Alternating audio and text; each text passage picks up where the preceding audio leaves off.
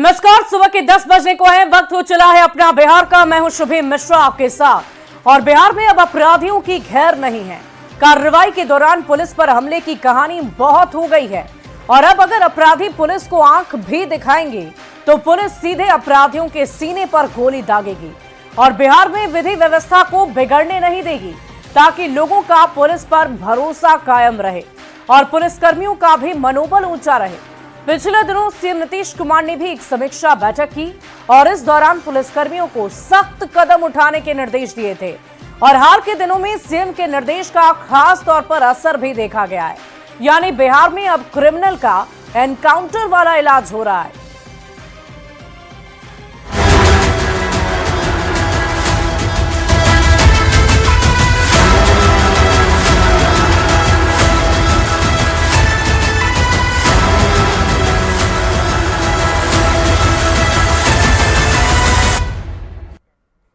तो बिहार में अब अपराधियों का एनकाउंटर वाला इलाज शुरू हो चुका है। अगर कोई अपराध करेगा या कानून व्यवस्था के लिए चुनौती बनेगा तो वो पुलिस की गोलियों का शिकार होगा और उसकी जगह जेल नहीं, अस्पताल और शमशान होगी।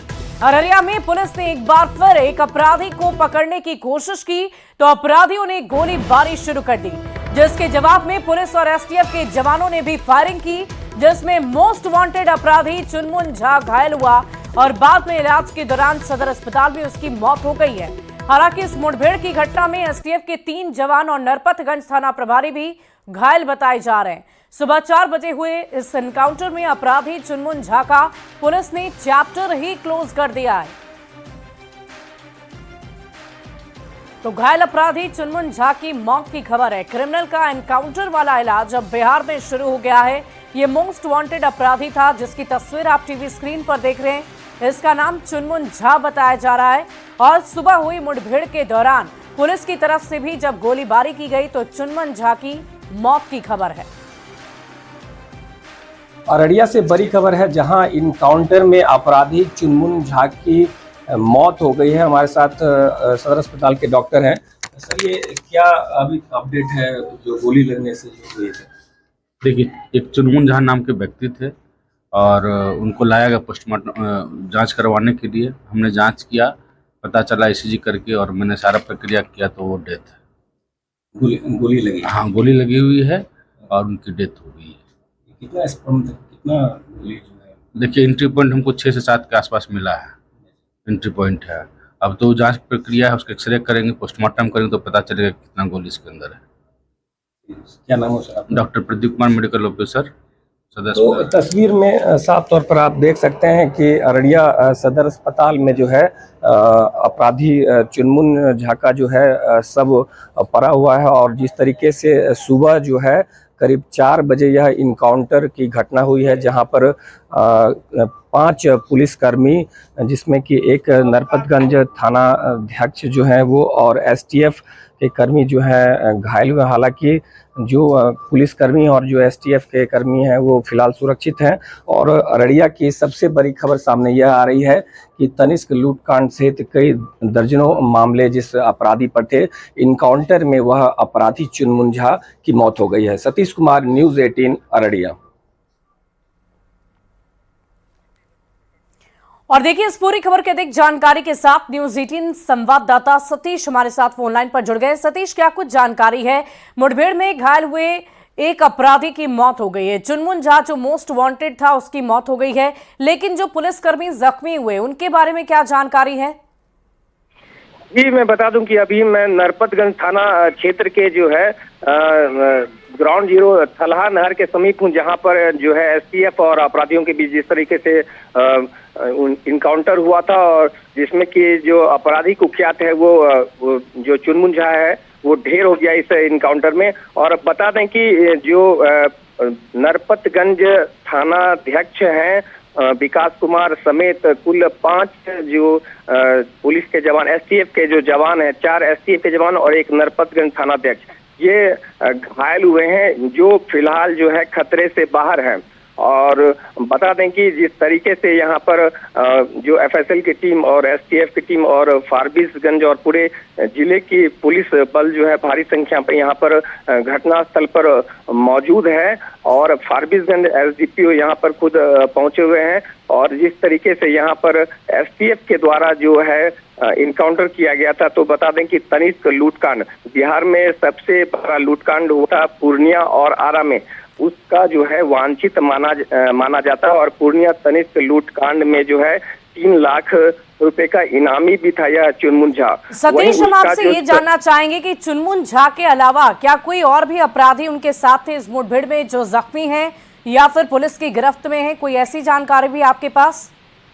जी, जो सूचना है यहाँ पर जो सामने जो दृश्य प्रतीत हो रहा है और जो बताया गया पुलिस के द्वारा, जो अपराधी जो चुनमुन झा है जो इनकाउंटर में ढेर हो गया, उसके साथ में एक और सहयोगी था जो यहाँ से भागने में सफल रहा, लेकिन फिलहाल जो है चारों तरफ जो है यहाँ पर फारबिसगंज और पूरे जिले की जो पुलिस टीम है और एसटीएफ की टीम जो है इस इलाके में जो है ग्रामीण इलाकों में छापेमारी लगातार कर रही है। नरपतगंज थाना क्षेत्र का यह इलाका है, बिल्कुल सुपौल और अररिया का बॉर्डर इलाका है और यहाँ पर जो एक अन्य आरोपी जो फरार है जो चुनमुन झा के साथ में था, उसकी गिरफ्तारी के लिए लगातार एसटीएफ की जो टीम है और जो पुलिस की टीम है वो लगी हुई है और लगातार छापेमारी का जो अभियान है वो लगातार यहाँ जो थलहा जो गाँव है वहाँ पर चल रहा है। जी चलिए, बहुत बहुत शुक्रिया सतीश हमारे साथ जुड़ने के लिए, तमाम जानकारी के लिए। इस पूरी खबर पर आप लगातार नजर बनाए रखें। और अब आपको बिहार में 2 दिन में 2 एनकाउंटर की तस्वीरें भी दिखाएंगे, लेकिन उससे पहले ये तस्वीर हम आपको दिखा रहे हैं। 3 तस्वीरें आपकी टीवी स्क्रीन पर है। एक अपराधी की मौत हुई जिसकी तस्वीर हम आपको दिखा रहे हैं, अस्पताल की ये तस्वीर है और वो अपराधी कौन था ठीक बगल वाली खिड़की में आपको नजर आ रहा होगा। यही वो चुनमुन झा है जिसका एनकाउंटर पुलिस की तरफ से किया गया है। क्रिमिनल का एनकाउंटर वाला इलाज चुनमुन झा से शुरू कर दिया गया है और कल भी पटना के मनेर में कुछ ऐसी ही घटना हुई थी। और तीसरी तस्वीर हम आपको दिखा रहे हैं पुलिस और अपराधी के बीच जहां पर मुठभेड़ हुई, उस जगह की तस्वीर हम आपको दिखा रहे हैं। और देखिए, क्रिमिनल का एनकाउंटर वाला इलाज तो हमने आपको दिखा दिया, कैसे चुनमुन झा को पुलिस ने इस मुठभेड़ में जख्मी किया, लेकिन अस्पताल जाने के बाद उसकी मौत हो गई। लेकिन अब आपको और 2 तस्वीरें दिखाते हैं। 2 दिन में 2 एनकाउंटर की तस्वीर सामने आई है। कल ही पटना के मनेर में पुलिस ने दही गोप हत्याकांड के आरोपी सोनू का एनकाउंटर किया था, जो अब भी घायल है। और अब अररिया में पुलिस ने वांटेड अपराधी चुनमुन झा को ढेर कर दिया है। यानी पुलिस का एनकाउंटर वाला इलाज शुरू हो चुका है और एक एक करके अपराधियों को उनकी सही जगह पर पहुंचाया जा रहा है। कल पटना में एनकाउंटर जो हुआ उसकी तस्वीर आप देख पा रहे होंगे, ये बंदूक आपको नजर आ रही होगी, खोखा नजर आ रहा होगा। और अररिया में जो मुठभेड़ हुई जिसमें चुनमुन झा की मौत हुई, वो तस्वीरें भी हमने आपको दिखाई है। और देखिए, बिहार में अपराधियों के एनकाउंटर पर सियासत भी शुरू हो गई है। सत्ता पक्ष के नेता जहां बिहार में कानून का राज की बात कर रहे हैं, वहीं विपक्ष के नेता पुलिस एनकाउंटर के बहाने ही सरकार पर सवाल खड़े कर रहे हैं।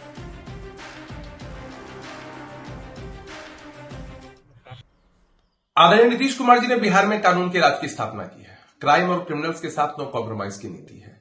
कहीं कोई घटना घटती है, अति दुर्भाग्यपूर्ण होता है, लेकिन सरकार और प्रशासन की तरफ से सख्त और त्वरित कार्रवाई की जाती है, जिसकी कई उदाहरण हमारे सामने हैं। बिहार की पुलिस पर लोग हमला कर देते हैं जब संख्या कम रहती है, लेकिन जब पुलिस दलबल के साथ पहुंचती है तो अपराधी कहीं नजर नहीं आते हैं। सरकार के इकबाल पर सवाल उठाना गलत है। हमारी पुलिस सक्षम है गोली का जवाब गोली से देने के लिए। देखिए, दरअसल पुलिस को आत्मरक्षा में गोली चलाना और एनकाउंटर करना, ये जो है कानून भी उसकी इजाजत देता है, लेकिन अपनी बहादुरी में किसी का फेक एनकाउंटर करना ये कहीं से भी उचित नहीं है। और पुलिस को इस बात को समझना चाहिए, क्योंकि पूर्व में भी पूर्वाग्रह से ग्रसित होकर पुलिस जो महकमा है उसमें यह देखा गया है कि कई अपराधियों का फेक एनकाउंटर उन लोगों ने किया है। बिहार में कानून का राज है, अपराधियों को किसी भी हाल में बख्शा नहीं जाएगा। प्रत्यक्ष प्रमाण में एनकाउंटर से परहेज भी नहीं होगा। देश के विभिन्न भागों में उत्पात मचाने वाले नक्सलियों के खिलाफ जारी अभियान का रिजल्ट देशवासियों के सामने है। यह माननीय गृह मंत्री श्री अमित शाह के नक्सल मुक्त भारत अभियान का एक हिस्सा है। यूपी में अपराधियों के खिलाफ चल रहे अभियान को लोग देख रहे हैं और शांति महसूस कर रहे हैं। यदि बिहार में ऐसा कैंपेन हो या चले तो यह अपराध मुक्ति की दिशा में सार्थक अभियान साबित हो सकता है। जब तक अपराधियों के मन में खौफ नहीं होगा तब तक अपराधी पर लगाम नहीं लगेंगे। अपराधी और पुलिस में लगातार जब टकराहट होती रहेगी, पुलिस वाले भागते दिखाई पड़ेंगे, पुलिस वाले को दौड़ा दौड़ा करके पीटा जाएगा और फिर पुलिस अगर सक्रिय होगी, गोलियां चलाएगी तो दोनों पक्षों के में लोग घायल होंगे। अपराध को वहीं बिहार पुलिस एसोसिएशन के अध्यक्ष मृत्युंजय सिंह ने भी अररिया में एनकाउंटर पर अपनी प्रतिक्रिया दी है। क्या कुछ कह रहे हैं, आपको सुनवाते हैं। जिला में अपराधी लुटेरा चंदन झा से पुलिस की मुठभेड़ हुई है। उस मुठभेड़ में चंदन झा मारा गया। पुलिस मुख्यालय ने स्पष्ट किया था कि अपराधियों के गोली का जवाब से गोली से दिया जाएगा। एक दिन पहले पटना जिला में भी सोनू नाम का अपराधी से मुठभेड़ में घायल हुआ था। मैं बिहार के तमाम पुलिसकर्मियों को बधाई शुभकामना देता हूं कि वो अपराधियों का मुंहतोड़ जवाब दे, उनकी भाषा में ही जवाब दे, गोली का जवाब गोली दे।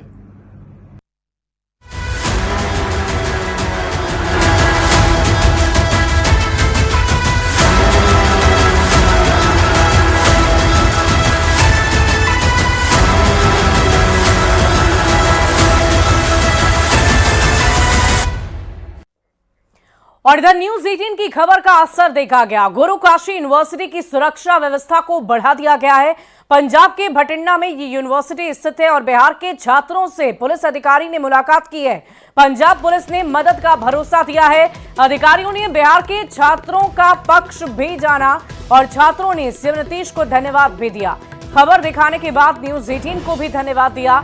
बिहार के डीजीपी विनय कुमार ने पंजाब के डीजीपी से संपर्क किया था। सीएम नीतीश के निर्देश के बाद ये एक्शन नजर आने लगा। विश्वविद्यालय कैंपस में कई पॉइंट पर सुरक्षा कर्मियों को तैनात किया गया।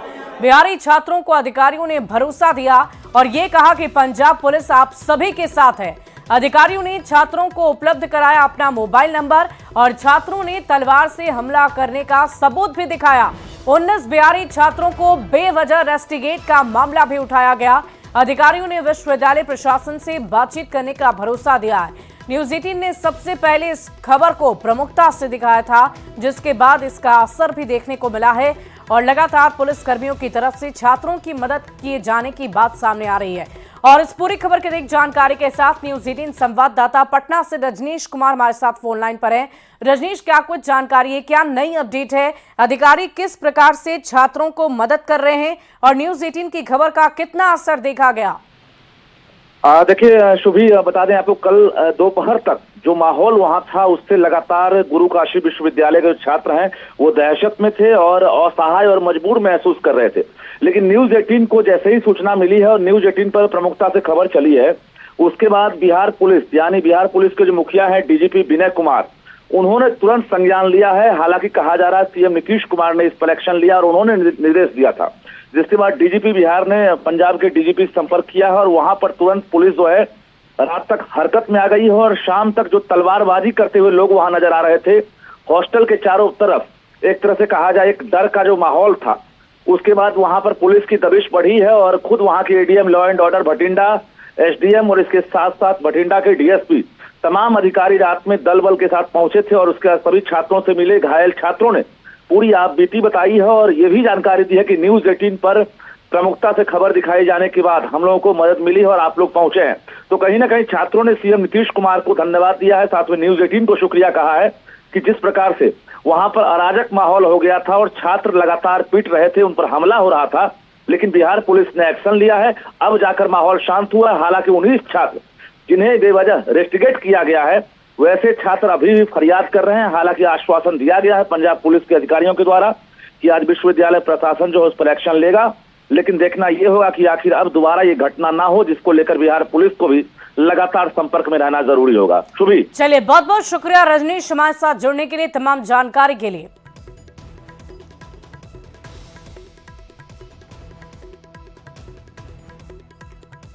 बढ़ते आगे, अगली खबर आपको कटिहार से बताएं, जहां बड़ी संख्या में रह रहे पंजाबी समुदाय के लोगों ने पंजाब के भटिंडा में गुरु काशी यूनिवर्सिटी में बिहारी छात्रों पर हुए हमले की निंदा की है।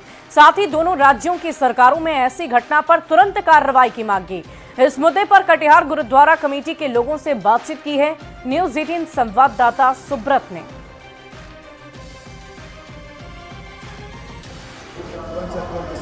किस तरह से देखते हैं ये जो आज भटिंडा के जो गुरु काशी विश्वविद्यालय में जो घटना हुई है बिहारी छात्रों के साथ, ये बहुत ही घोर निंदनीय है और हम इसकी बहुत ही मतलब निंदा करते हैं।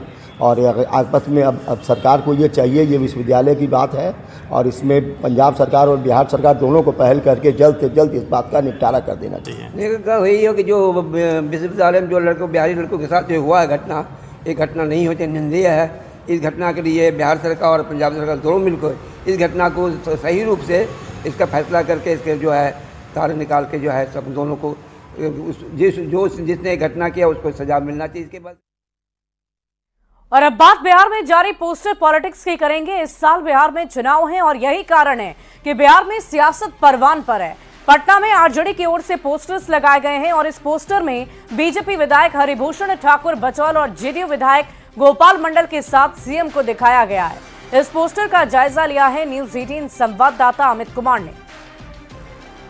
आरजेडी का मुख्यमंत्री नीतीश कुमार के ऊपर पोस्टर के जरिए हमला करने का सिलसिला थमने का नाम नहीं ले रहा है। आज एक बार फिर से एक नया पोस्टर जो है वो आरजेडी की तरफ से लगाया गया है और ये पोस्टर ठीक राबड़ी देवी के आवास के सामने लगाया गया है, आरजेडी कार्यालय के बाहर लगाया गया है। इसके अलावा पटना के विभिन्न जो इलाके हैं वहां पे लगाया गया है और इस पोस्टर में नीतीश कुमार की जो है खलनायक बताया गया है।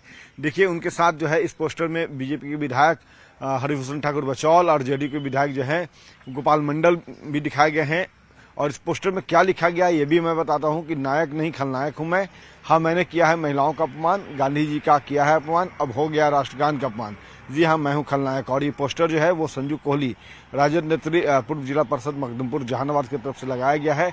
और इस पोस्टर में देखिए किस तरह से नीतीश कुमार जो है उनके हाथ में एक कप प्लेट भी रखा गया है चाय का और ये कप प्लेट जो है वो सांकेतिक तौर पे भगवा रंग में रंगा हुआ है। और दूसरी तरफ देखिए यहाँ पे नीतीश कुमार का एक स्टैचू भी लगा दिया गया है। 2 बजे दोपहर में जो है वो आरजेडी का पुतला दहन भी है। आरजेडी समेत जो है तमाम विपक्षी पार्टी इस पुतला दहन में शामिल होगी और मुख्यमंत्री नीतीश कुमार का पुतला दहन करेगी। लेकिन दूसरी तरफ ये पोस्टर जो है वो कहीं न कहीं ये बता रहा है कि आरजेडी मुख्यमंत्री नीतीश कुमार पर हमला करने का एक भी मौका नहीं गंवाना चाहती है और अब पूरे तौर से खुलकर मैदान में आ गई है। चुनावी जो मूड है वो आरजेडी का अब दिखने लगा है। बहरहाल देखना होगा कि इस पोस्टर पर जेडीयू बीजेपी के लोग क्या कहते हैं। कैमरा पर्सन सुबोध के साथ अमित कुमार, न्यूज 18 पटना। और फिलहाल इस बुलेटिन में अभी के लिए बस इतना ही। एक नजर